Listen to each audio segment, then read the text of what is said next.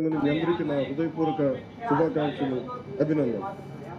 అలాగే షణ్ముఖ్ గారికి, ఐఎఫ్ఎస్ అధికారి, డైరెక్టర్ నరేగా, వారికి కూడా అని మేము నరేగాకి తీసుకొచ్చినప్పుడు గత ప్రభుత్వంలో సరిగ్గా జాతీయ ఉపాధి హామీకి పథకం కాదు, మన గౌరవ శాసనసభ్యులు కూడా అసెంబ్లీలో మాట్లాడుతూ జాతీయ ఉపాధి హామీ పథకం సగటు బతుకు తెరువు లేకుండా ఇబ్బంది పడుతున్న కూలి సోదరి మండలికి చేయడానికి ప్రవేశపెట్టిన పథకం ఇది. అలాంటి పథకాన్ని దుర్వినియోగం చేసి ఇది రాజకీయ ఉపాధి హామీ పథకం అయిపోయింది. గౌరవ శాసనసభ్యులు తెలియజేశారు మన అసెంబ్లీలో. ఇవన్నీ ఎదుర్కోవడానికే షణ్ముఖ్ గారిని పెట్టాం. అలాగే వారితో పాటు మనకి శ్రీమతి భవ్య గారికి, ఐఎస్ గారికి కూడా జాయింట్ కలెక్టర్ కర్నూలు నా హృదయపూర్వక నమస్కారం. అలాగే ఐపీఎస్ శ్రీ శ్వేయా ప్రవీణ్ గారికి, deputy inspector general of police వారికి కూడా నా హృదయపూర్వక కర్నూలు హృదయపూర్వక నమస్కారం.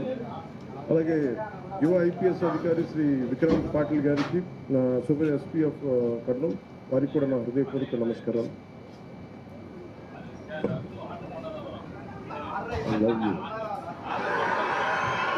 మీరు ప్రేమించక ముందే నేను మిమ్మల్ని ప్రేమించాను.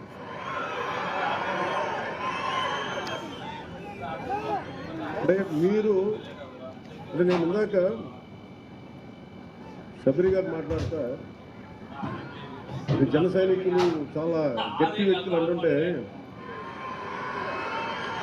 అంటే ఎంత గట్టిదనం లేకపోతే వీర మహిళల్లో కానీ జన సైనికుల్లో కానీ, అంటే ఎప్పుడు కూడా గెలుపులో నేను మనుషుల్ని లెక్కించను. నేను మనుషుల్లో గెలుపుని విజయం డబ్బుని లెక్కించను. కానీ కష్ట సమయంలో నువ్వు ఎలాగున్నావు, కష్ట సమయంలో మీరు నిలబడ్డారు, బలంగా మమ్మల్ని అందరినీ నిలబెట్టారు. అంటే ఏమి అంటే రోడ్ల మీదకి ఇక్కడున్న వేదిక పైన నాయకులందరూ తెగించి రాగలరు, కానీ వెనక మీరు బలం ఇస్తే 175కి మనం 164 సీట్లు కొట్టగలిగారు, 21 పార్లమెంట్ సీట్లు. అంటే ఇది సామాన్యమైన విజయంగా దేశం తల తిప్పి చూసిన విజయం ఇది. అలాంటి విజయానికి మీలాంటి యువత కానీ, మీలాంటి కమిటెడ్ వ్యక్తులు లేకపోయినంటే ఈ పాటికి ఇది సాధ్యమయ్యే పనిగా మీరు స్ఫూర్తి పొంది